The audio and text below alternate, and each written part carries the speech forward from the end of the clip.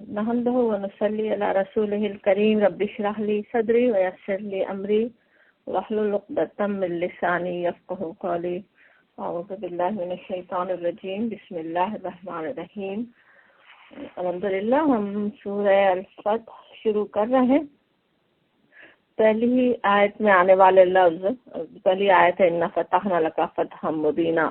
اسی سے اس سورت کا نام ہے۔ یہ سورت نازل ہوئی ذوالقعدہ زیادہ تر سمجھا گیا یا پھر رجب اس کے 6 ہجری میں نازل ہوئی، جب نبی صلی اللہ علیہ وسلم صلح حدیبیہ کا معاہدہ کرنے کے بعد مدینہ منورہ واپس تشریف لے جا رہے تھے۔ اس طرح اگرچہ مکہ اور مدینے کے راستے میں نازل ہوئی یہ صورت، لیکن ہجرت کے بعد نازل ہونے والی صورتوں کی طرح مدنی صورت ہی کہلاتی ہے۔ اور اس صورت کو اچھی طرح سمجھنے کے لیے اس وقت کے حالات، اس صورت کا پس منظر جاننا بہت ہی ضروری ہے کہ کیسے مایوس کن حالات میں یہ صورت امید کی روشنی بن کر نازل ہوئی۔ جن حالات کو مسلمان اپنی شکست اور ناکامی سمجھ رہے تھے، اس میں فتح مبین کی بشارت بن کر آئی۔ نازک حالات میں مسلمانوں کی ڈھارس بندھانے والی صورت ہے۔ اگلے 1-2 سال میں صورت کے بعد، اگلے 1-2 سالوں میں اس صورت کی پیشن گوئیاں پوری بھی ہو گئیں، اور یہ بات سب کے سامنے کھل کر آ گئی کہ صلح حدیبیہ اصل میں فتح مبین ہی تھی۔ سمجھ میں آتا ہے کہ کیوں یہ صورت نبی صلی اللہ علیہ وسلم کو اتنی محبوب تھی۔ جیسا کہ بعض روایات سے پتہ چلتا ہے،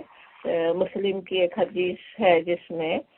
آتا ہے کہ نبی صلی اللہ علیہ وسلم نے فرمایا کہ یہ صورت مجھے دنیا اور اس کی سب چیزوں سے زیادہ محبوب ہے۔ ابھی انشاءاللہ اس کے مضامین پڑھیں گے تو حدیث کا مفہوم اور سمجھ میں آ جائے گا۔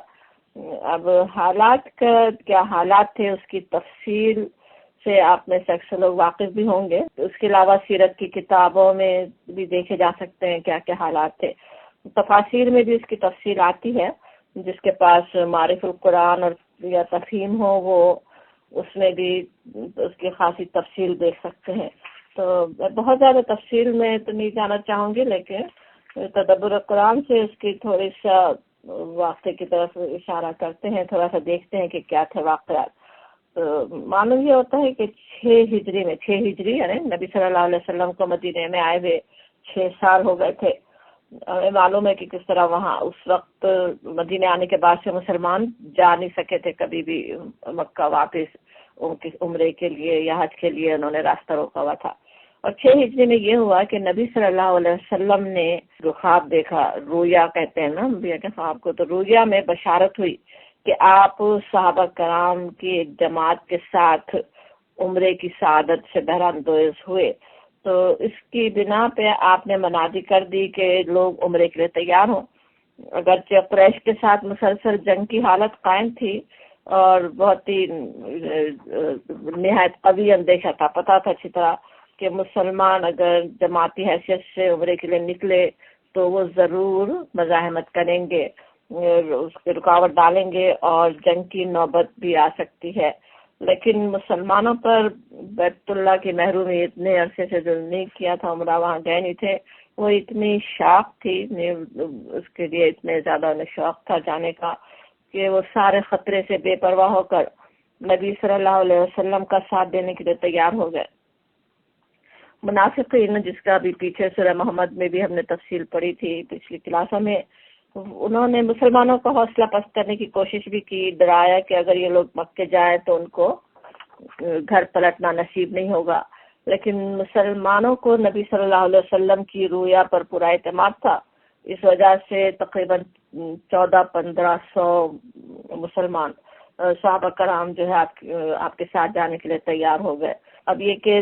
رجب بھی سمجھا کسی نے یا ذوالقعدہ کا مہینہ زیادہ تر سمجھا گیا، اور یہ دونوں مہینے وہ تھے جو ہمیشہ سے حج اور عمرے کے لیے خاص رہے ہیں، حرام مہینے، اور اس کے اصل تو احترام کرنا چاہیے تھا اہل مکہ کو مہینوں کا بھی، اور عمرے کو اجازت دینی چاہیے تھی۔ لیکن نبی صلی اللہ علیہ وسلم اور صحابہ کرام جیسے سفر طے کر کے مکے سے 6 میل کے فاصلے پر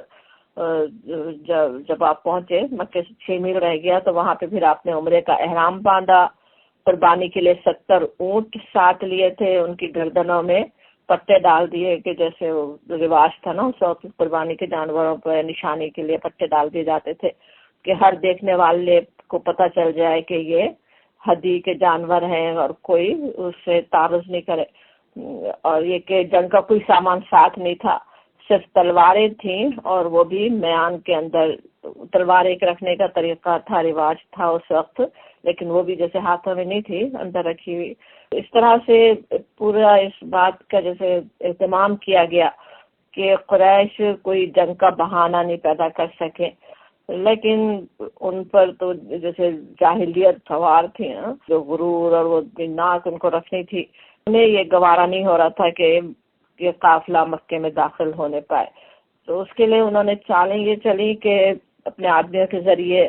چھیڑ چھاڑ کے مختلف بہانے پیدا کیے، اور چھیڑ چھاڑ کے کیا بہانے تھے اس کی تفصیل انشاءاللہ آپ لوگ دیکھ سکتے ہیں کہ کس طرح سے انہوں نے کی، اور نبی صلی اللہ علیہ وسلم نے پھر کس طرح سے ان کی کوئی شرارت کامیاب نہیں ہونے دی، وہ بھی تفصیل ملے گی کہ ان کو آپ جیسے بچتے ہوئے ان سے نکل گئے، ان کوئی موقع آنے نہیں دیا کہ وہ ان کے ساتھ کوئی جھڑپ ہو سکے۔ اور جب آپ حدیبیہ کے مقام پر پہنچے، جو سمجھے مکے کے بالکل قریب بھی کا مقام تھا، تو آپ نے ایک شخص کو قریش کے لیڈروں کے پاس یہ پیغام دے کر بھیجا کہ آپ صرف عمرے کے ارادے سے آ رہے ہیں اور اس کے سوا کوئی اور غرض نہیں ہے، لیکن انہوں نے قاصد کو قتل کر دینے کا ارادہ کیا، اور بڑی مشکل سے وہ کسی اور دوسرے گروہ کی مداخلت کی وجہ سے اس کی جان بچی۔ تو اس کے بعد آپ نے حضرت عثمان رضی اللہ عنہ کو بھیجا، انہوں نے بھی قریش کو اطمینان دلانے کی پوری کوشش کی، لیکن قریش اپنی ضد پر قائم رہے۔ عثمان رضی اللہ عنہ کا یہ تھا کہ ان کا خاندان بہت سارا تھا مکہ میں، تو تھوڑی ان کی سپورٹ بھی حاصل تھی، ان کے ساتھ کوئی بدسلوکی تو نہیں کی، بلکہ ان کو پیشکش بھی کی کہ وہ خود چاہیں تو طواف کر لیں، لیکن حضرت عثمان نے ظاہر ان کی پیشکش قبول نہیں کی کہ وہ نبی صلی اللہ علیہ وسلم کے بغیر اس کے لیے تیار نہیں ہے۔ تو اسی بحث میں تھوڑی ان کی واپسی میں دیر ہو گئی، تو ادھر مسلمانوں کے پاس افواہ پھیل گئی کہ حضرت عثمان شہید کر دیے گئے، اور ظاہر ہے اس افواہ سے پھر مسلمانوں میں کتنی بے چینی اور پریشانی پھیلنی ہی تھی۔ تو نبی صلی اللہ علیہ وسلم بھی اس سے متاثر ہوئے، اور آپ نے لوگوں سے کو بیعت کی دعوت دی کہ اگر جنگ کی ضرورت پڑی تو ہم تیار ہیں۔ حالانکہ تیاری نہیں تھی دفاع کے لیے، کوئی اسلحہ ساتھ نہیں تھا، کوئی تیاری سے آئے نہیں تھے، لیکن جیسے تیار ہو گئے کہ اگر جنگ کے لیے اگر کھڑے ہوئے تو ہم بھی تیار ہیں اگر وہ کرنا چاہیں۔ تو جب قریش کو بھی یہ خبر پہنچی کہ مسلمان اس کے لیے تیار ہیں، تو ظاہر ہے انہیں پھر پریشانی ہوئی، تو انہوں نے پھر سہیل بن عمرو ان کا ایک جو سردار تھا، بعد میں وہ مسلمان بھی ہوا، تو اس کی قیادت میں صلح کی بات چیت کی کہ صلح کیا جائے۔ تو اس وفد میں آ کر ایک تو جو اشرار کیا، جو شرائط منوانا چاہیں، ان میں سے یہ تھا کہ مسلمان اس سال واپس چلے جائیں، اگلے سال عمرے کے لیے آئیں،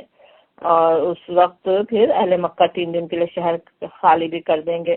اور اسی طرح انہوں نے اس بات پر بھی اصرار کیا کہ اگر کوئی ہمارا آدمی بھاگ کر مسلمانوں کے پاس جائے تو مسلمان اس کو واپس کرنے کے پابند ہوں گے، اگر مسلمانوں کا کوئی آدمی ہمارے پاس آ جائے تو ہم اس کو واپس نہیں کریں گے۔ تو صحابہ کے لیے ظاہر یہ شرطیں بہت انفیئر لگ رہی تھی نا، اس پہ راضی نہیں تھے، لیکن نبی صلی اللہ علیہ وسلم نے ان کو ظاہر ہے نبی صلی اللہ علیہ وسلم کے لیے یہ بھی ہو سکتا ہے کہ اشارہ غیبی ہو، اللہ تعالیٰ کی طرف سے اشارہ ہو، اس کی بنا پہ آپ نے وہ صلح کر لی۔ تو 2 شرائط تو ابھی جیسے ہم نے دیکھی کہ جو تھے کہ ابھی چلے جائیں اور اگلے سال آئیں، اگلے سال ان کے لیے شہر خالی ہوگا، اور یہ کہ کوئی بھاگ کر جائے تو واپس کر دیا جائے اور ہم واپس نہیں کریں گے۔ اور جو شرط تھی، پہلی شرط یہ تھی کہ 10 سال تک فریقین کے درمیان جنگ بند رہے گی، اس دوران میں کوئی فریق بھی ایک دوسرے کے خلاف کوئی خفیہ یا علانیہ کارروائی نہیں کرے گا۔ اور پھر ایک بھی شرط تھی کہ قبائل عرب میں سے جو قبیلہ بھی چاہے وہ فریقین میں سے کسی کا حلیف بن کر معاہدے میں شامل ہو سکتا ہے۔ اس صلح کی شرط کی وجہ سے ہی بعد میں فتح مکہ ہوئی کہ انہوں نے بددیانتی کی، معاہدہ توڑا تھا بعد میں اہل مکہ نے۔ اور وہ جو واپس آنے کی بات تھی کہ اگلے سال آئیں، اس میں بھی پھر انہوں نے وہی اجازت دی کہ ایک تلوار میان میں لے کر آ سکتے ہیں اور کوئی اسلحہ نہیں لائیں، 3 دن ٹھہر سکتے ہیں اور وہ شہر خالی کر دیں گے. تو اس طرح سے وہ صلح ہو گئی. لیکن جس طرح ہی ابھی ہم نے دیکھا صلح کی جو شرائط تھیں وہ مسلمانوں کو اس وقت تو ایسے لگ رہی تھی جیسے وہ دب کر رہے ہیں یا بہت ان کے ساتھ وہ انفیئر ہیں. یہ بات دیکھنے میں کتنی وہ لگتی ہے نا کہ کوئی یہاں سے واپس بھاگ کر آئے گا تو واپس نہیں کیا جائے گا، اور کوئی مسلمانوں کے پاس سے جائے تو وہ واپس نہیں کریں گے، اور ان کے لیے دوسرا بالکل وہ تھا. لیکن بعد میں حضور نے جیسے سمجھایا بھی کہ جو بھاگ کر مسلمانوں کے پاس جائے ان کو مسلمانوں کی کیا ضرورت ہے نا، اس ایسے شخص کی جو خود ہی اسلام سے بھاگ رہا ہے وہ اسلام سے چلا جائے، اسے تو واپس لینا بھی نہیں چاہیں گے. اور جو پہلی بات تھی وہ بھی بعد میں جا کے رحمتی ثابت ہوئی، خود ہی ان لوگوں کو کفار کو واپس لینا ہی پڑا. تو بہرحال اس طرح سے وہ صلح ہو گئی. لیکن جس طرح ہوئی اب جیسے وہ حالات تھے اس وقت کے، بلکہ صلح کرتے وقت ہی ایک اور بھی بات اس طرح کی ہوئی کہ ابو جندل ان کے پیر میں بیڑیاں، تو ان کے جسم پر تشدد کے نشان تھے، وہ وہاں پہ پہنچ گئے. اور ان کے جو باپ تھا جو شرائط لکھ رہا تھا سہیل بن عمر، اس نے اصرار کیا کہ شرط لکھی جا چکی ہے اس لیے واپس کرنا ہوگا. حضور نے اس کی بات بھی مان لی. تو ان سب کی وجہ سے مسلمانوں کے دل بے حد افسردہ تھے، اتنے افسردہ تھے کہ اب کیونکہ صلح ہو گئی تھی، نبی صلی اللہ علیہ وسلم نے حکم دیا کہ بس یہیں قربانی کر لی جائے، احرام کھول دیے جائے. تو افسردگی کا یہ عالم تھا، مسلمان اٹھ ہی نہیں سکے کوئی بھی اپنی جگہ سے. یہاں تک کہ نبی صلی اللہ علیہ وسلم نے اپنی ام المومنین حضرت ام سلمہ کے مشورے پر خود پہل کی، خود قربانی کی، خود احرام کھولا. پھر مسلمانوں کو سمجھ میں آیا کہ اب اور کچھ ہو نہیں سکتا، پھر انہوں نے بھی احرام کھولے. تو اب ایسے عالم میں یہ صورت پھر نازل ہوتی ہے جب مسلمانوں کے دل اتنے افسردہ ہوں. اصل تو یہ سمجھے بھی آتے ہیں نا کیسے، اگر آج ہم میں سے کوئی اگر سوچیں عمرے کا ارادہ کر رہے ہوں، حج پہ جانے کا ارادہ ہو اور ساری تیاری کر چکے ہوں، کسی وجہ سے بس رہ جائے، نہیں جا سکیں، تو کیا دل کی کیفیت ہوگی. یہیں رہتے ہوئے کیا دل کی کیفیت ہوگی. کہاں وہ مکے کے پر پہنچ کے چند قدم بیت اللہ ہے اور وہاں جانے نہیں دیا جائے. اور اتنے بالکل انفیئر بات تھی نا، ہمیشہ سے پتا تھا کہ ہر ایک کو عمرے کی اجازت ہے، کوئی کسی کو روک نہیں سکتا تھا. اس کے باوجود ان کو روک دیا گیا تو کیا ان کے دلوں کی کیفیت ہوگی. اس میں اللہ تعالیٰ نے یہاں کس طرح سے انہیں تسلی دی ہے. پہلے ہی جو آیت ہے بسم اللہ الرحمن الرحیم، انا بے شک فتحنا، فتح دی ہم نے، لکا تجھ کو، جو ہے واحد کے صیغے میں، تو نبی صلی اللہ علیہ وسلم سے جیسے خطاب ہو کہ آپ کو فتح مبینہ، فتح مبینہ سری، کھلی ہوئی، صاف صاف. مبینہ کا لفظ کئی دفعہ ہم سمجھتے رہے، بالکل صاف صاف نظر آ رہی ہے، سمجھ میں آ رہا ہو، بالکل کھلی ہوئی فتح ہے، کوئی ڈاؤٹ اس میں نہیں ہے، بالکل لازماً جیسے فتح ہی ہے. فتح کے معنی خود بھی اسی طرح کے ہوتے ہیں نا، جیسے کھل جانے کے معنی ہوتے، کوئی بندش کھل جانا، کوئی بات کھل کر سامنے آ جانا. فتح کا لفظ جس طرح اردو میں ہم استعمال کرتے ہیں اسی طرح بھی استعمال ہوتا ہے، کیونکہ وہ بھی اس میں بھی یہی ہوتا ہے نا کہ سمجھ میں صاف بات سامنے آ جاتی ہے، کس کو کون طاقتور ہے، کون مغلوب ہے، کون غالب ہونے والا ہے. تو فتح ہم نے دے دی، فتح وہ بھی بے شک ہم نے فتح نہ، ہم نے فتح دی آپ کو، نبی صلی اللہ علیہ وسلم کو، فتح مبینہ، کھلی کھلی فتح. اب جیسا کہ ہم نے ابھی دیکھا صلح حدیبیہ کو یہاں پہ جیسے فتح مبین کہا گیا نا، اور صلح حدیبیہ جو کی گئی تھی، جو شرائط اس کی تھیں، ابھی جس طرح ہم دیکھ رہے تھے کہ ظاہر آنکھ سے تو لوگوں کو یہ نظر آ رہا تھا نا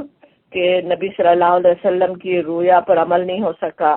اور لوگ عمرے کے لیے نکلے اور کفار مکہ انہیں عمرے سے روکنے میں کامیاب ہو گئے. اور پھر وہ سب ابو جندل کا سامنے آنا، اس پہ تشدد دیکھنا، پھر بھی واپس کر دینا، اپنے بھائی کی مدد سے مجبور کر دیا جانا، یہ سب جو تھا وہ کیسی صدمے والی کیفیت تھی نا. اب اس صدمے اور ان کی جو عام جذباتی کیفیت کے باوجود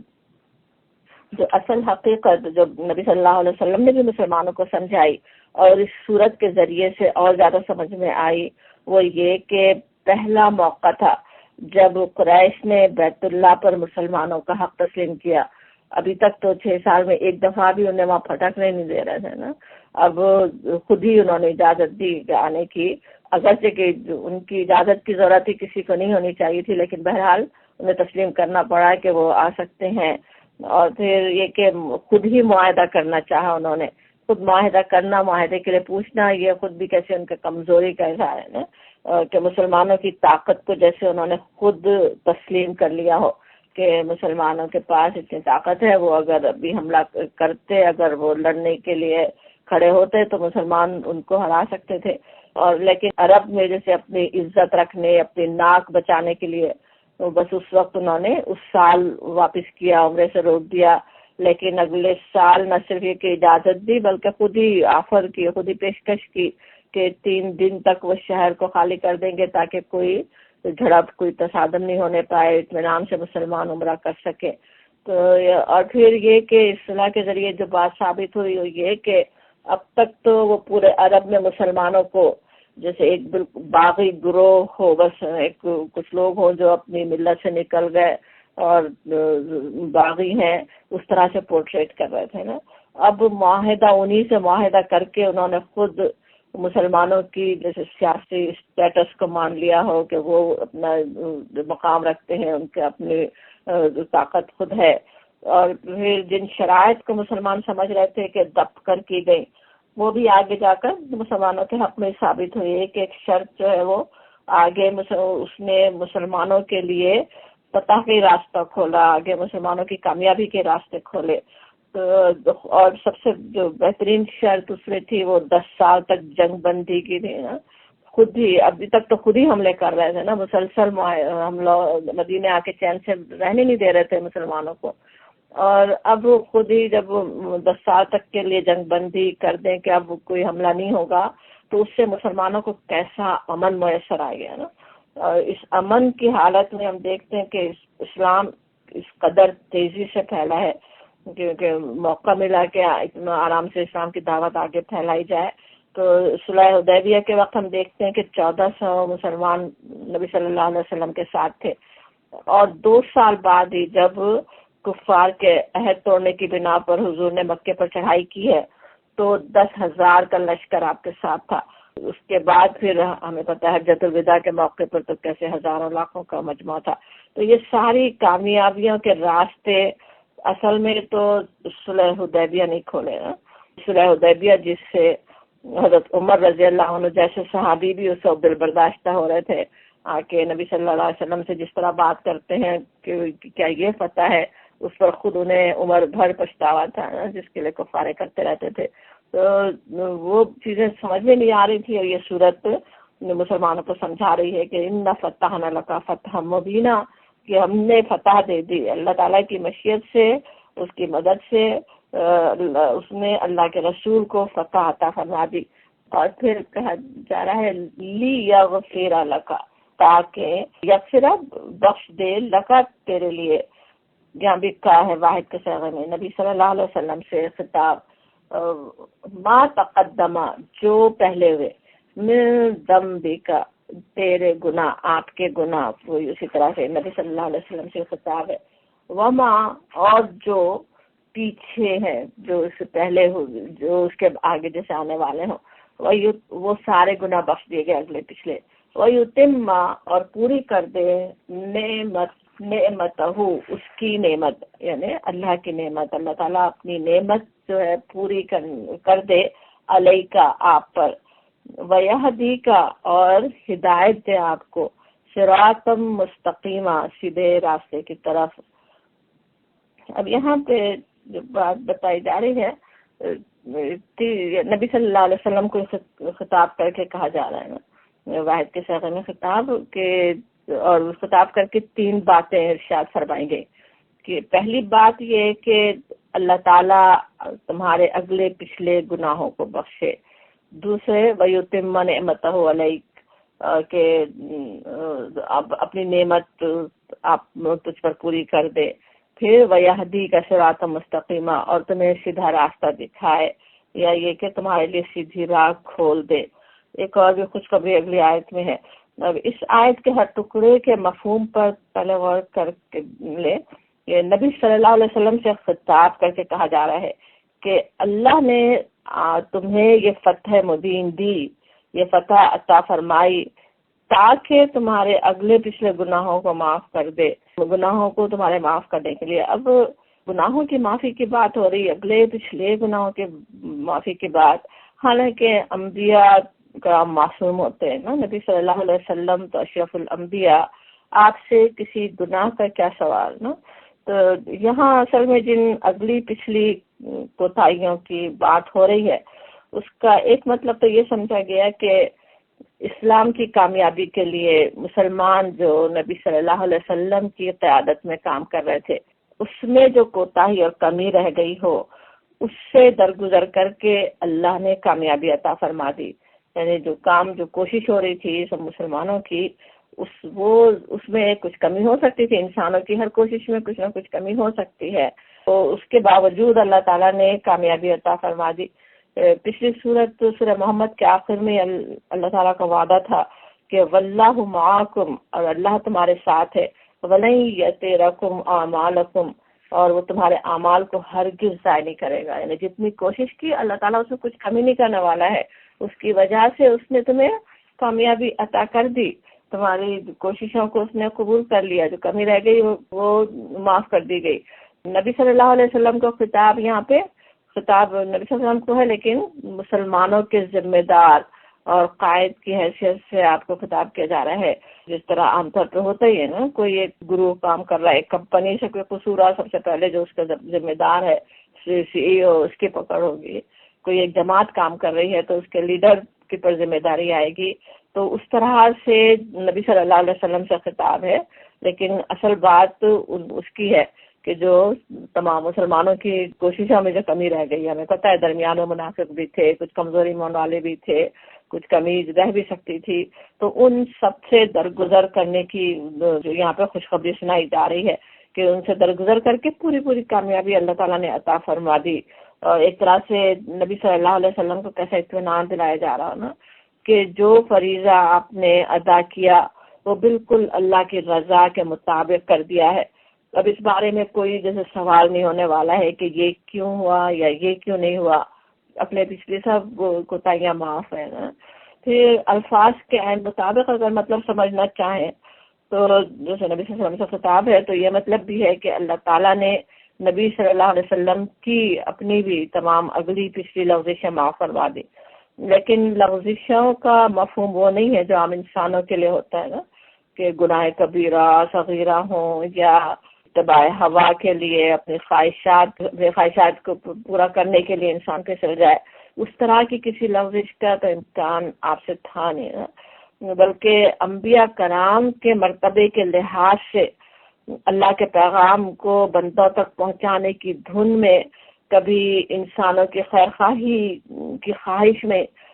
آگے بڑھ جانے سے بھی انبیاء کرام کو روکا گیا ہے۔ اس کی مثالیں قرآن میں ہم دیکھتے بھی آئے ہیں، نبی صلی اللہ علیہ وسلم سے بھی جس طرح سے کہا گیا آپ نے کیوں معاف کر دی، لوگوں کو کیوں رخصت دے دی، اللہ آپ کو معاف کرے، لوگوں کی خیر خواہی کے لیے آپ معاف کر رہے ہیں۔ سورہ بس میں جیسے آپ کو ٹوکا گیا، آپ کسی طرح سرداروں تک دین کو پہنچانے کے لیے اپنے ساتھی سے بھی غافل ہو رہے ہوں، تو اس طرح کی جو انبیاء کرام کے لحاظ سے جو ان کے جو شایان شان جو ان کا مقام ہے، اس مقام سے ذرا سی جو کمی ہو اس کو بھی جیسے کہا جاتا ہے کہ وہ معاف کر دی گئی، تو وہ ساری پچھلی اگلے گناہ غلطیاں سب معاف ہو گئی۔ سورہ نصر میں بھی اسی طرح سے نبی صلی اللہ علیہ وسلم کو خطاب کر کے جب فتح مکمل ہو گئی، جب پوری کامیابی ہو گئی، اس وقت بھی نبی صلی اللہ علیہ وسلم سے کیا فرمایا گیا تھا کہ آپ استغفار کریں، توبہ کریں، اللہ کی طرف رجوع ہوں۔ تو وہی بات ہے کہ جو بھی ذرا سی بھی کچھ کمی ہوئی ہو تو اس میں استغفار کرنے کی ضرورت ہے، اور اسی سے پھر ہمیں اندازہ ہوتا ہے کہ جب نبی صلی اللہ علیہ وسلم سے یہ بات کہی جائے، نبی صلی اللہ علیہ وسلم جن کی کوششوں میں کوئی ذرا سی بھی کمی کوئی انسانی آنکھ تلاش بھی نہیں کر سکتی، تو ہم انسان اگر کچھ کام کر رہے ہوں، کوئی نیکی بھی کر رہے ہوں، تو اس میں پھر ہمیں کس قدر استغفار کی ضرورت ہے نا، بجائے اس پہ کہ پراؤڈ ہو رہا ہو، کوئی اپنے پر فخر ہو رہا ہو کہ ہم نے یہ کام کر لیا ہے. اصل فکر اس کی ہونے کی ضرورت ہے کہ اللہ سے استغفار کر رہا ہے اس کے لیے کہ اس میں جو کمی رہ گئی، جو غلطیاں ہو گئی، وہ اللہ تعالیٰ معاف فرما دے. پھر دوسری جو خوشخبری ہے وہ یہ کہ وَيُتِمَّ نِعْمَتَهُ عَلَيْكَ، اور تم پر اپنی نعمت کی تکمیل کر دے. اب نعمت کے تمام ہونے کی، کون سی نعمت کے تمام ہونے کی یہاں بات ہو رہی ہے نا. سورہ مائدہ میں بھی نعمت کی تکمیل کی بات آتی ہے، مشہور آیت جو اکثر آپ یاد بھی ہوگی، سنتے رہے ہیں، الیوم اکملت لکم دینکم، کہ آج کے دن میں نے مکمل کر دیا تمہارے لیے تمہارا دین، جیسے خطاب ہے مسلمان. وَأَتْمَمْتُ عَلَيْكُمْ نِعْمَتِي وَرَضِيتُ لَكُمُ الْإِسْلَامَ دِينًا، اور پوری کر دی نعمت، اپنی نعمت تم پر، اور تمہارے لیے پسند کیا اسلام کو دین. تو اس آیت کے حوالے سے اگر دیکھیں، اس آیت کی روشنی میں پھر سمجھ میں آتا ہے کہ یہ نعمت جس کی بات ہو رہی کہ تم پہ پوری کر دے، وہ دین کے مکمل ہونے کی نعمت ہے نا، کہ مسلمان اپنے دین پر عمل کرنے کے لیے آزاد ہو. اور یہ نعمت پھر رسول اللہ صلی اللہ علیہ وسلم کے ذریعے سے مسلمانوں کو حاصل ہوئی ہے. اس لیے اللہ تعالیٰ نے آپ کو مخاطب کر کے فرمایا کہ ہم تم پر اپنی نعمت کی تکمیل کر دینا چاہتے تھے، اس لیے ہم نے یہ فتح عطا فرمائی. دونوں کا تعلق دونوں آیات کا ہم دیکھ رہے ہیں نا. پہلے فتح کے بعد کہ ہم نے فتح کی لی اغفرت، اور اس لیے تاکہ یہ کرنا چاہتے تھے ہم تم پر اپنی نعمت کی تکمیل چاہتے تھے، تمہارے گناہوں کی معافی اور آخرت میں بخشش اور دنیا کی کامیابی، اور یہ کہ نعمت کی تکمیل، پورا دین پہ چلنا تمہارے لیے آسان ہو جائے، دین غالب ہو جائے، دین مکمل ہو جائے، پوری نعمت تم تک پہنچ جائے. اور تیسری چیز کیا ہے، وَيَهْدِيكَ صِرَاطًا مُسْتَقِيمًا، اور تمہیں سیدھا راستہ دکھائے. اب دین کی تکمیل پھر کہاں پہنچائے گی؟ دین پورا ہوگا، دین مکمل ہوگا، دین پہ عمل کرنا آسان ہوگا تو صراط مستقیم پر انسان چل سکے. وہ تمہیں دکھا دے گا صراط مستقیم. شیطان نے لوگوں کو جس صراط مستقیم سے ہٹا دیا تھا، انبیاء کرام کی امتوں نے دین بگاڑ لیے تھے، کس طرح سے اللہ کا گھر ہی شرک کا گڑھ بنا ہوا تھا، دوسرے ادیان بھی کیا سے کیا ہو چکے تھے. تو اب نبی صلی اللہ علیہ وسلم کو اس فتح مبین کے عطا کیے جانے کی بدولت کیا ہوگا؟ بیت اللہ توحید کا مرکز بن سکے گا، صحیح دین لوگوں تک پہنچ سکے گا، لوگوں کے لیے اللہ کے دین پر چلنا آسان ہو جائے گا. وہ یہاں پہ مفہوم ہے وَيَهْدِيكَ صِرَاطًا مُسْتَقِيمًا سے. صراط مستقیم دکھا تو اللہ تعالیٰ چکا تھا، اب تک سوچیں ہدایت پہنچ چکی تھی، اللہ کی وحی اتر رہی تھی، لیکن یہاں صراط مستقیمہ سے پوری دنیا کے لیے کہ صراط مستقیم سب کے سامنے نمایاں ہو جائے، سب کے لیے آسان ہو جائے، سب کو دے دی جائے. پھر ایک اور عنایت جس کے لیے یہ فتح مبین دی گئی، وہ کیا تھی، کیا ہونے والی ہے؟ آیت نمبر 3 میں کہا جاتا ہے، سورہ الفتح ہم پڑھ رہے ہیں، وَيَنْصُرَكَ اللَّهُ نَصْرًا عَزِيزًا. وَيَنْصُرَكَ مدد کرے آپ کی، جیسے یہاں بھی واحد کے صیغے میں اللہ، نصرًا عزیزا مدد زبردست. اب نصرًا عزیزا، عزیزا جو ہے وہ کے معنی یاد ہی ہوں گے، زبردست، غالب. اب لیکن جب نصرًا عزیزا کہیں تو اس سے مراد ایسی فتح اور نصرت ہے جس کو چیلنج نہیں کیا جا سکے. عزیز کا مطلب یہی ہوتا ہے نا، سب پہ غالب رہنے والا، کوئی اس کو مغلوب نہیں کر سکے. تو نصر عزیزہ تو ایسی فتح، ایسی نصرت اللہ کی جو کوئی اور اب چیلنج نہیں کر سکے. کامیابیاں پہلے بھی مسلمانوں کو ہوتی رہی تھیں تو کفار کے ساتھ مقابلے میں، لیکن وہ پھر واپس آ سک رہے تھے، پھر وہ چیلنج کر رہے تھے. لیکن اب نصر عزیزہ ملنے والی ہے، وہ عطا کی جانے والی ہے. جیسے یہ کہا جا رہا ہو، جیسے سمجھیں کہ کفار مکہ کی طاقت ختم ہونے کا وقت قریب ہے، یہ بات کہی جا رہی ہو نا کہ اللہ کی نصرت آپ کے ساتھ ہے. عزیز کے ویسے ایک اور معنی بے مثل اور بے نظیر کے بھی ہیں. اس سے جیسے سمجھ میں آتی ہے کہ یہ کہا جا رہا ہو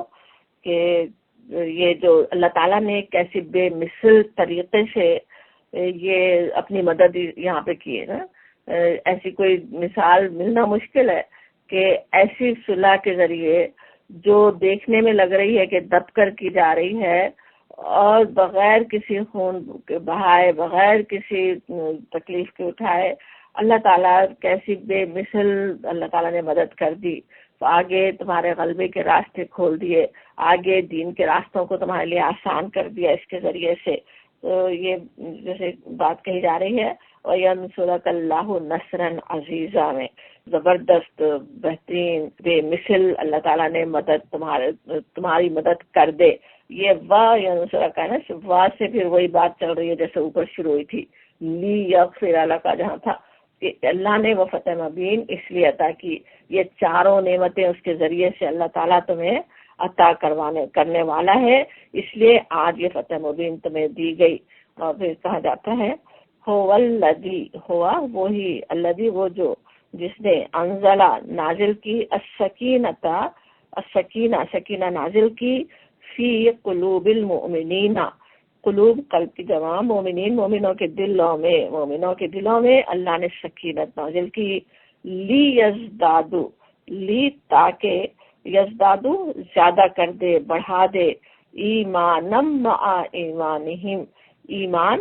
مع ساتھ ایمانہم ان کے ایمان کے، تاکہ ان کے ایمان پہ ایک اور ایمان کا اضافہ کر دے۔ وللہ، اور اللہ کے لیے ہے،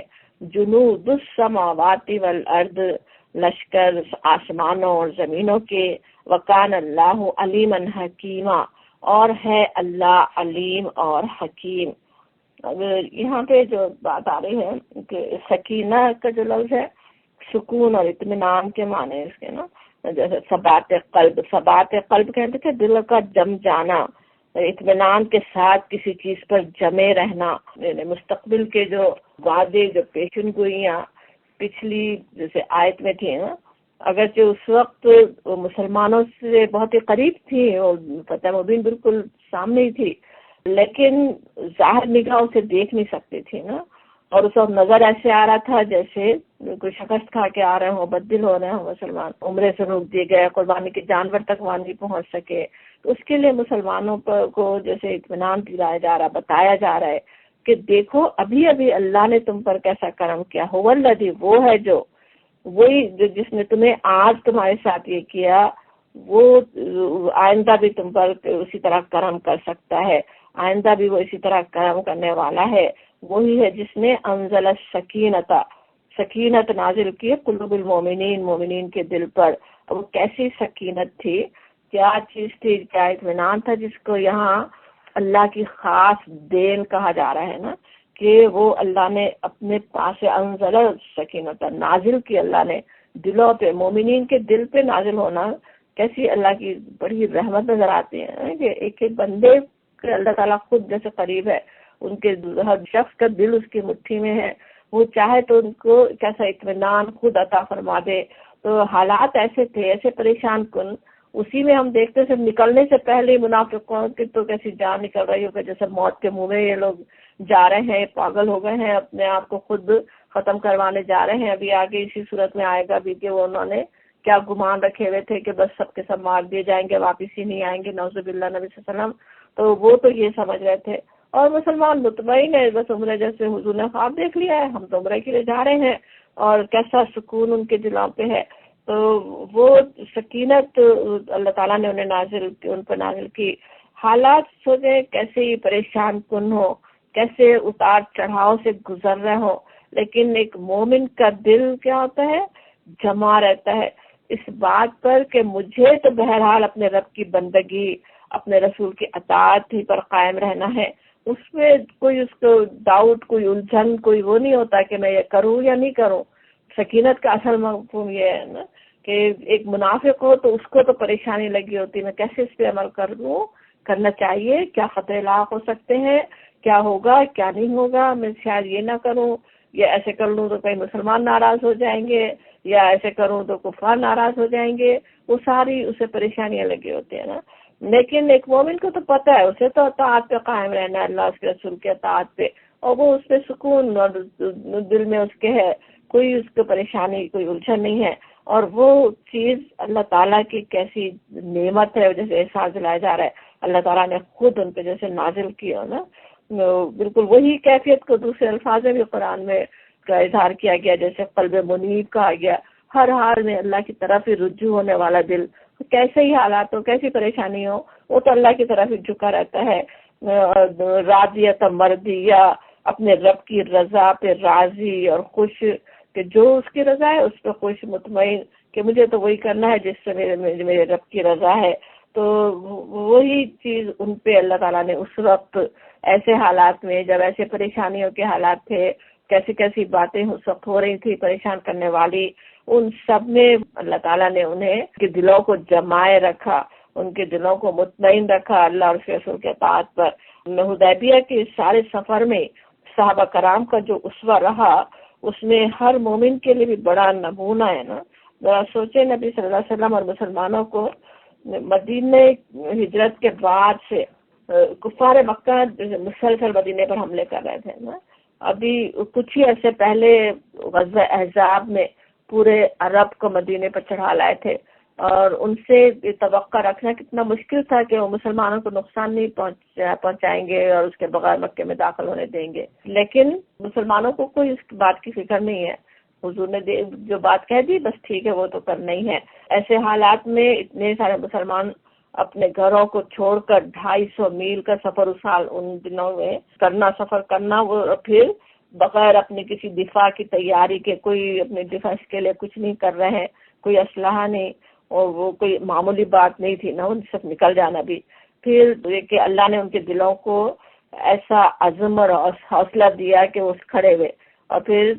اگر وہ تفصیل جیسے پڑھیں تو قدم قدم پہ ایسے حالات تھے کہ اگر ایمان میں کمی ہوتی تو مسلمان تتر بتر ہو سکتے تھے۔ جب پتہ چل رہا خالد بن ولید جنہوں نے غزوہ احد میں کیا کر دیا تھا، وہ لشکر لے کر چلے آ رہے حملہ کرنے کے لیے، سوچے اس وقت اگر ایمان میں کمزوری ہوتی کتنے لوگ واپس پلٹنے کا سوچ سکتے تھے۔ کوئی صحابہ کرام میں سے کوئی بھی ایسا نہیں تھا جو یہ سوچنا بھی چاہے نا، وہ اطمینان سے جو حضور کا حکم ہے اس میں ساتھ دے رہے ہیں۔ مشکل راستے سے جانا ہے ٹھیک ہے، لمبا راستہ لینا ہے ٹھیک ہے، تو اس طرف سے چلے جائیں ٹھیک ہے، جو کہا جائے اس کے لیے سمعنا و اطعنا کر رہے تھے نا۔ اور یہ کہ حضرت عثمان رضی اللہ عنہ کی شہادت کی خبر، پھر صلح کی شرائط، پھر ابو جندل کو دیکھنا، وہ سب کیسے کیسے امتحان تھے جس میں وہ اسی طرح سے اطاعت پہ قائم رہے نا۔ کوئی ایک ساتھی بھی سوچے ایک انچ بھی اللہ رسول کے اطاعت سے نہیں ہٹا، بلکہ کیسے وفاداری دکھاتے ہیں نا۔ وہ واقعات ہیں، وہ بھی آتا ہے کہ کس طرح کسی اور قبیلے کے سردار کو بھیجا تھا کفار مکہ نے، وہ دیکھتا ہے کہ کس طرح جا کے بتاتا ہے بلکہ کفار کو کہ تم ان کا مقابلہ نہیں کر سکتے، ان کے ساتھی تو ان پہ ایسے فدا ہونے کو تیار ہے، بازوق کا ایک قطرہ بھی زمین پہ نہیں گرنے دیتے، وہ ہاتھوں پہ لے کے اپنے منہ پر مل لیتے ہیں نا۔ تو اتنے وفاداری وہاں پہ وہ دکھانے والے آپ کے ساتھی تھے۔ تو اس کے لیے جیسے یہاں کہا جا رہا ہے کہ کس طرح وہ ہم نے سکینت نازل کی، اور جس نے اس وقت نازل کی، جس نے مسلمانوں کو اس وقت اتنا ثبات عطا کیا، وہی آگے بھی اپنی نصرت عطا کرنے والا ہے، اس میں کسی شک کی کوئی گنجائش نہیں ہے۔ یہ جو وعدے کیے گئے کہ یہدی کا صراط مستقیما وینصرک اللہ نصرا عزیزا، وہ سب بھی اللہ تعالیٰ عطا ہی کر سکتا ہے نا۔ ایسے غیر معمولی حالات میں جس نے اپنے بندوں کو سنبھالے رکھا، آگے بھی وہ سنبھالنے والا ہے۔ لیکن وہ کس لیے ہوا، یہ ساری رحمت کیوں ہوئی؟ اس لیے کہ لیزدادو ایمانا، تاکہ اپنے ایمان کے ساتھ وہ ایک اور ایمان بڑھا لیں۔ وہ پہلے ہی ایمان کے بلند درجے پر قائم تھے، اور جب ہر طرح کے حالات میں انہوں نے ایمان کے تقاضے پورے کیے تو ایک اور ایمان کا اضافہ ہو گیا، ایمان پر ایمان جیسے اور بڑھ گیا۔ لیزدادو کہنا کیسا ہے نا، جیسے گویا یہ سارے جو امتحان پیش آئے وہ کس لیے تھے؟ تاکہ ان کے ایمان میں اضافہ ہو، ایمان کے بلند درجوں پر وہ فائز ہو جائیں۔ ذرا سوچے تو کیسے سمجھ میں آتا ہے نا کہ یہ امتحان، یہ آزمائشیں بھی اللہ کی کیسی رحمت ہے اپنے بندوں پہ، اپنے خاص بندوں پہ رحمت کے لیے اللہ تعالیٰ وہ آزمائشیں بھیج سکتا ہے کہ ان کے درجے اور بلند ہو جائیں، وہ ایمان پہ اور قائم رہے، ایسے حالات میں بھی اللہ کے شکر پہ قائم رہے اور ایمان میں اضافہ کر لیں نا۔ دنیا میں اصل میں تو ہے یہ کہ اہل ایمان کو بلکہ انسانوں کو جو بھی آزمائشیں پیش آتی ہیں وہ در حقیقت ایمان کے امتحان کے لیے ہوتی ہے نا۔ ان آزمائشوں کے ذریعے سے صاف صاف پتہ چل جاتا ہے کہ کون ایمان کے کس درجے میں ہے، یا ایمان میں کمزوری ہے، یا کوئی نفاق کا جو مرض جو ہے وہ دل میں چھپا ہوا ہے۔ جب مومن اس امتحان میں پورا اترتا ہے، اطاعت اور احسان کی روش پر قائم رہتا ہے، تو اللہ تعالیٰ اس کے ایمان کو اور بڑھا دیتا ہے۔ اور جو کوئی جیسے امتحان میں ناکام ہو جائیں، جو ان کی جیسے ساری کمزوری کھل کر سامنے آ جاتی ہے نا۔ اللہ تعالیٰ ویسے بہت رحیم ہے، دوبارہ بھی اصلاح کے اور مواقع بھی عطا کر سکتا ہے کہ انسان چاہے تو پھر آگے اپنی اصلاح کر لے، بعد میں اپنی اصلاح کر لے، یا پھر بار بار ناکام ہو اور اپنے آپ کو خود ہی گراتا چلا جائے، خود ہی اپنے رب کی ناراضی مول لے۔ ایسے ہی امتحان دوسری صورتوں میں پیچھے ہم پڑھی آئے ہیں، جیسے سورہ احزاب میں تھا، غزوہ احزاب کا ذکر تھا، جب لشکروں کو دیکھ کر منافقین کے جیسے کی حالت یہ تھی کہ وہاں پہ کہا جاتا ہے کہ ان پر موت کی غشی چھاڑی تھی نا، تو اتنا انہیں خوف آ رہا تھا کہ جیسے بالکل موت سامنے کھڑی ہو۔ اور اس میں بھی جو ہے وہ کس طرح سے وہاں پہ حال مومنوں کا بتایا جاتا ہے۔ سورہ احزاب کی آیت نمبر 22 میں کہ وَلَمَّا رَأَى الْمُؤْمِنُونَ الْأَحْزَابَ، کہ جب دیکھا مومنوں کا حال یہ تھا، سچے مومنوں کا، کہ جب انہوں نے ان احزاب کو، حملہ آور لشکروں کو دیکھا، قالوا، تو وہ پکار اٹھے، ھذا ما وعدنا اللہ ورسولہ، کہ یہ تو وہی چیز ہے جس کا اللہ اور اس کے رسول نے ہم سے وعدہ کیا تھا، وصدق اللہ ورسولہ، اللہ اور اس کے رسول کی بات بالکل سچی تھی، وما زادہم الا ایمانا وتسلیما، اور اس واقعے نے ان کے ایمان اور ان کی سپردگی میں کو اور زیادہ بڑھا دیا۔ وہاں بھی اتنی بڑی ایک آزمائش تھی اس وقت، لیکن مومنوں کا کیا حال ہوا؟ منافق بھی کھل کے سامنے آ گئے تھے، وہ کہہ رہے تھے کہ ہم کیسے غلط وعدے اللہ کے تھے، نعوذ باللہ۔ اور مومنوں کا کیا تھا؟ انہیں اللہ کے دوسرے وعدے یاد آئے، ان کے ایمان اور بڑھ گئے۔ تو ایمان کا بھی پتہ چلتا ہے کہ ایک کیفیت نہیں ہوتی ہے نا، حدیث میں بھی ہے اور قرآن میں بھی اشارے ملتے ہیں کہ کس طرح ایمان میں اضافے کی بات یہاں بھی ہے، وہاں بھی ہم یاد کر رہے تھے ابھی سورہ احزاب کی آیت، ایمان کے جیسے زیادتی کی بات سورہ انفال میں بھی آتی ہے، وہاں پہ اس کا ہے جب ان کے سامنے قرآن کی تلاوت کی جاتی ہے تو ان کے جو ایمان میں اضافہ ہو جاتا ہے، ایمان بڑھ جاتا ہے۔ تو ایمان جو ہے گھٹ بھی سکتا ہے، کم ہو سکتا ہے، خصوصاً ایسے امتحان کے مواقع پہ جب پیچھے جائے انسان۔ اور اصل بات یہ کہ ایمان کو بڑھاتے رہنے کی کوشش کرنی ہوتی ہے۔ نبی صلی اللہ علیہ وسلم نے اسی لیے سمجھایا بھی کہ ایمان ایک حالت میں نہیں ہوتا، ایسا نہیں سمجھو کہ بس ایمان جیسا ہے وہ رہے گا اسی طرح، اسے بڑھاتے رہنے کی کوشش کرنی ہوتی ہے نا، اسے ورنہ پھر وہ نیچے جا سکتا ہے، پیچھے جا سکتا ہے۔ اسی لیے حضور نے فرمایا کہ ایک حالت میں وہ نہیں رہتا۔ تو اب یہاں پہ آ رہا ہے کہ کس طرح سے اللہ تعالیٰ نے ان کے ایمان کو بڑھا دیا۔ آگے بھی غزوہ تبوک کا بھی موقع جس کا سورۃ توبہ میں حال پڑا، وہ بھی ایک سخت امتحان تھا نا، اس میں بھی یہی ہوا تھا کہ اللہ تعالیٰ نے کس طرح ایسے مشکل حالات میں جب اللہ کے مومن بندے نکلے تو کیسے ان کے جیسے ایمان میں اضافہ ہوا، اللہ کی کیسی مدد ان کے پاس ساتھ آئی، اور کس طرح جو پیچھے رہ گئے منافقین، ہر ایک کے بلکہ ایمان کی بھی پوری اتنا بڑا امتحان تھا کہ بالکل جیسے چھانٹ دیے جائے، پتہ چل جائے کس کے پاس کتنا ایمان ہے، کس کے ایمان میں کتنی کمی ہے، کس میں سستی ہے، کس میں کمزوری ہے، کس میں نفاق ہے، کس میں تھوڑا ہے، کس میں زیادہ ہے، وہ سب پتہ چل گیا تھا نا۔ اور وہ امتحان بھی کیسے امتحان تھا، خود یہاں بھی صلح حدیبیہ کا بھی جو امتحان تھا، یا جو اس کا غزوہ احزاب کا سوچے یا غزوہ تبوک کا، وہ کیسے تھے امتحان کہ اس میں امتحان تو ہوا، اس وقت خطرات سامنے نظر آ رہے تھے، اس خطرات میں اپنے آپ کو ڈالنے کے لیے بس تیار کرنا تھا، ورنہ اصل میں تو کچھ پیش نہیں آیا، کسی کا بال بیکا نہیں ہوا، کسی کو کوئی ایک جان تلف نہیں ہوئی، سب صحیح سلامت عافیت کے ساتھ اپنے گھروں کو لوٹے نا۔ تو اسی طرح کے امتحان وہ ضروری نہیں ہے آج تو ویسے امتحان میں پیش آئیں، آج اللہ کے رسول درمیان میں نہیں ہے یا اس طرح کے حالات نہیں ہیں، امتحان کچھ اور مختلف طرح کے آ سکتے ہیں نا۔ لیکن اس میں بات یہی ہے کہ انسان اگر اپنے دل کو مطمئن رکھے اللہ کی اطاعت سے، اللہ اس میں ثابت قدم اگر رہے تو امتحان میں کامیاب ہو جاتا ہے، اور امتحان ہو سکتا ہے اللہ تعالیٰ بالکل آگے آسان بھی کر دے، کوئی مشکل بھی پیش نہیں آئے، اور جس طرح مثالوں میں ہم دیکھ رہے ہیں۔ اور پھر کہا جاتا ہے وَلِلَّهِ جُنُودُ السَّمَاوَاتِ وَالْأَرْضِ، اور اللہ کے لیے ہیں لشکر آسمانوں اور زمین کے۔ جو جنود جو ہے جند کی جمع، جند لشکر کو کہتے ہیں۔ جیسے زمین آسمان کے سب لشکر اللہ کے قبضہ قدرت میں ہیں۔ اب اصل میں جو بات کہی جا رہی وہ یہ کہ مسلمانوں کو عزم اور حوصلہ عطا کرنا، آزمائش سے گزار کر ان کا ایمان بڑھانا، سب کچھ اللہ تعالیٰ کا اپنے بندوں پر احسان ہی احسان تھا نا، ورنہ یہ کام لینے کے لیے اللہ تعالیٰ کو کوئی انسانوں کی ضرورت نہیں تھی۔ اللہ تعالیٰ کو ان کے پاس تو زمین و آسمان کے لشکر ہیں، وہ خود اپنے کام ان سے دوسری کتنی قوتوں سے وہ لے سکتا تھا نا۔ اپنے رسول، اپنے دین کی نصرت کے لیے وہ کسی کا محتاج نہیں ہے۔ آسمان و زمین کی تمام قوتیں اللہ کے تصرف میں ہے نا۔ سورہ توبہ کی آیت 40 کو یاد کریں، وہاں بھی اللہ کے جیسے جنود ہی کی بات تھی کہ کس طرح اللہ کے لشکر اس کے لیے کام کرتے ہیں۔ وہاں پہ کیا تھا، اللہ تنصروہ فقط نصرہ اللہ، جیسے وہاں پہ بھی نبی صلی اللہ علیہ وسلم سے خطاب ہے کہ اللہ جو ہے اگر نہیں وہ مدد کرے تو بس تمہاری جیسے مدد نہیں کرے تو کیا ہے، فقط نصرہ اللہ، بس بے شک مدد کی اللہ نے، اور یعنی اپنے نبی کی اللہ نے مدد کی۔ اذ اخرجہ الذین کفروا، جب اس کو نکال دیا تھا کفار نے، ثانیۃ اثنین،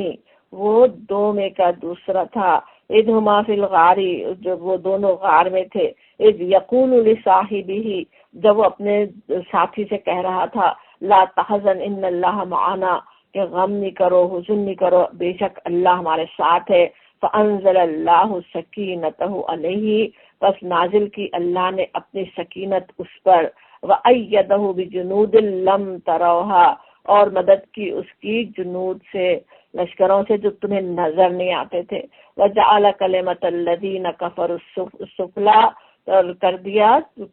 کفار کے کلمے کو، کفار کا بول اس نے نیچا کر دیا۔ وکلمۃ اللہ ہی العلیٰ، اور اللہ کا کلمہ تو بلندی ہونے کے لیے ہے، اونچائی ہے۔ واللہ عزیز حکیم، اللہ زبردست اور دانا اور بینا ہے۔ اب یہاں اس سورہ فتح کی آیت میں کہ وَلِلَّهِ جُنُودُ السَّمَاوَاتِ وَالْأَرْضِ کہنا کیسا ہے، جیسے اللہ تعالیٰ اپنی زمین آسمان کی کسی بھی قوت سے کام لے سکتا تھا۔ ایک آندھی کا آنا، تیز ہواؤں کا چلنا، کس طرح اللہ کے دشمنوں کا خاتمہ کر سکتا ہے اللہ تعالیٰ چاہے تو ان کے ذریعے سے، اور ہوتا رہا اس طرح۔ لیکن اللہ کا اپنے بندوں پر احسان ہی احسان ہے کہ ادھر مسلمانوں کے درجے بڑھائے گئے اور ادھر کفار کو مزید مہلت عطا کی گئی۔ تو اس کے لیے یہ سب صورتحال پیش آئی جو اس وقت صلح حدیبیہ میں پیش آئی تھی۔ اسی طرح کی اور بھی صورتحال ہو ہی سکتی ہیں کبھی بھی۔ وَقَانَ اللَّهُ عَلِيمًا حَكِيمًا، اور بے شک اللہ علیم اور سب کچھ اس کے علم میں ہے، اور جو سب علیم اور حکیم ہے، یعنی جو کچھ بھی ہوا اس کے علم اور اس کی عظیم حکمت کی بنا پر ہوا، وہ اس کی وجہ سے یہ سب کچھ پیش آیا۔ اور اللہ تعالیٰ اس کے ذریعے سے جو کام خود اپنے لشکروں سے لے سکتا تھا، اپنی دوسری قوتوں سے لے سکتا تھا، اللہ تعالیٰ نے وہ کام مسلمانوں سے لے کر ان کے درجے اس طرح سے بڑھائے، ان کے ایمان میں اضافہ کیا، اور آگے پھر ان کے لیے اللہ نے اور کیا کچھ رکھا ہے، اس کے ذریعے سے اللہ انہیں کیا عطا کرنا چاہتا تھا وہ بھی آ رہا ہے۔ لِيُدْخِلَ الْمُؤْمِنِينَ وَالْمُؤْمِنَاتِ، تاکہ داخل کرے مومنین کو اور مومنات کو،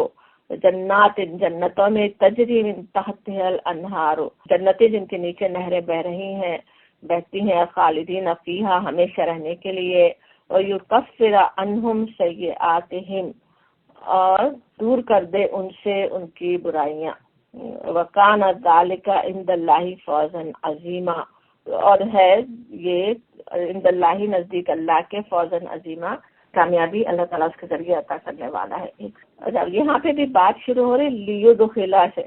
تاکہ مومنوں کو داخل کرے، مومنین اور مومنات کو جنتوں میں۔ مومنین ویسے جب کہا جائے اور جہاں بھی آتا ہے مومنوں کی بات ہی آتی ہے تو اس میں عورتیں بھی شامل ہوتی نا عربی کے گرامر کے لحاظ سے، لیکن کہیں کہیں مومنات کا بھی الگ سے تذکرہ بھی آتا ہے، اہمیت کے لیے بھی اور واضح کرنے کے لیے بھی کہ مومنات بھی اس میں داخل ہو۔ خود اس موقع پہ اگر سوچیں عورتیں بھی اگرچہ ساتھ تھی اس سفر میں، حضرت ام سلمہ کا تو آتا ہی ہے، تو لیکن بہت سی خواتین ہوں گی جو ساتھ تو نہیں نکلی تھیں، لیکن ساتھ نکلے بغیر بھی ان کے دل اسی طرح راضی تھے، خود انہوں نے خوشی سے اپنے مردوں کو بھیجا تھا، وہ سب بھی اس اجر میں شامل تھی نا، کہ انہیں ان کے لیے بھی وہی سب اجر ہے کہ ان کے جنتوں میں ہمیشہ کے لیے رہنا، ایسی جنت جس کے نیچے نہریں بہ رہی ہوں، اور ایک بڑی خوشخبری بھی ساتھ کہ وہ کفر عنہم سیئاتہم، دور کر دے ان سے ان کی برائیاں ویسے تو دور کر کے ہی جنت میں جانے کی بات کتنی جگہ آتی ہے نا، یہاں بس ترتیب مختلف ہے لیکن اصل وہی بات ہے، اور اس کا بھی مفہوم بھی یاد ہوگا کہ کفر عنہم سیئاتہم کا، کہ کس طرح اللہ تعالیٰ دور کر دینا چاہتا ہے ان سے سیئات، کوئی لگا نہیں رہے، کوئی گناہ کوئی کا الزام ان پہ لگا ہوا نہیں رہے، کو سب پاک صاف ان کو کر دیا جائے، وہ سب کر دیے جائیں گے۔ اور لیکن ساتھ ہی یہ بات کہنا ہے کہ جسے لیدخل المؤمنین، تاکہ مومنین اور مومنات کو داخل کرے گے، تاکہ کی بات کس طرح آ رہی ہے اس کو سمجھنے کے لیے، بلکہ ان آیات کو جو آج ہم نے پڑھی انہیں سمجھنے کے لیے دیکھیں تو کس طرح سمجھ میں آتا ہے نا کہ اللہ نے بات شروع سے جسے بات ہو رہی، یہ فتح مبین کیوں عطا کی؟ تاکہ تمہارے اگلے پچھلے گناہوں کو بخش دے، اپنی نعمت تم پر پوری کر دے، صراط مستقیم کی طرف ہدایت دے، اپنی زبردست نصرت سے نوازے، اور یہ سب تمہیں اسی طرح عطا کرنے والا ہے جس طرح اس نے اب مومنین پر کے دلوں پر سکینت نازل کی۔ اور یہ سکینت کیوں نازل ہوئی؟ تاکہ مومن اپنے ایمان پر ایک اور ایمان کا اضافہ کر لیں، اور ورنہ تو زمین و آسمان کے لشکر اس کے ہاتھ میں ہے۔ اور پھر مومنوں کو سارے امتحان سے گزار کر اس اپنے ایمان بڑھانے کا موقع کیوں دیا؟ تاکہ مومنین اور مومنات کو جنت میں داخل فرمائے۔ اللہ اپنی رحمت سے اپنے بندوں کو جنت میں داخل فرمانا چاہتا ہے، اس کے لیے یہ سب کچھ کام ہوئے ہوں، اس کے لیے یہ سارے امتحانوں سے وہ گزرے ہوں، اور وہ تاکہ اللہ تعالیٰ ان کو اصل تو یہ چاہتا تھا کہ جنات میں داخل ہو جائیں، ان کی برائیاں ان سے دور ہو جائے، بری عادتوں کی جگہ اچھی عادتیں لے لیں، ان کی کمزوریوں کی جگہ ان کی بہترین صلاحیتیں ان کی جگہ لے لیں، اور ان کو بہترین کامیابی، فوزاً عظیمہ، بڑی کامیابی ان کے لیے ہے، اس کا ساتھ ہی وعدہ ہے کہ وہ اصل بہترین کامیابی ہے نا۔